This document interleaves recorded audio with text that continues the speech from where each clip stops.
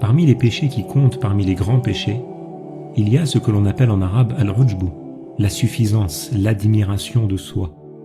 Al-ujbu, ça consiste à observer ses actes de bien, ses actes d'adoration, comme provenant de soi-même en s'admirant, tout en oubliant que ces actes, ce sont des bienfaits accordés par Allah. Il oublie que c'est Dieu qui lui a donné la force et la capacité d'accomplir cet acte.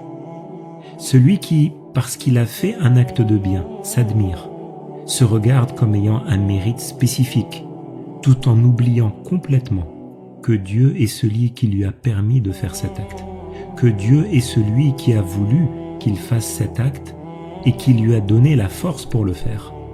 Cette personne aura commis ce péché de al-ujbu.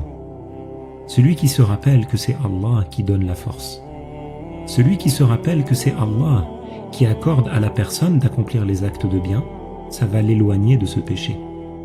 Lorsque Abdullah ibn Mas'ud était avec le prophète et qu'il a cité la parole « La hawla wa la quwwata illa billah », le messager de Dieu lui a posé la question sur le sens de cette parole.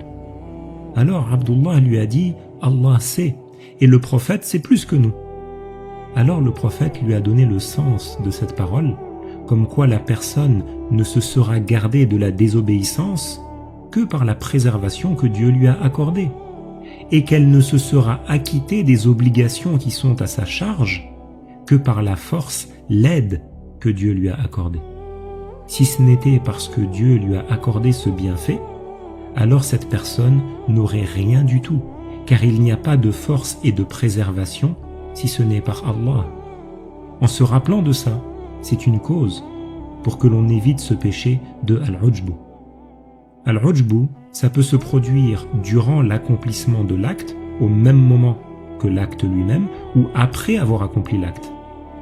Si ce ujbu, si cette suffisance arrive durant l'acte, la personne n'a pas de récompense, parce qu'il n'a pas une bonne intention. Il manque l'intention nécessaire pour avoir les récompenses. Si al-ujbu, cette suffisance, se produit après l'acte, il a fait un acte de bien avec une bonne intention.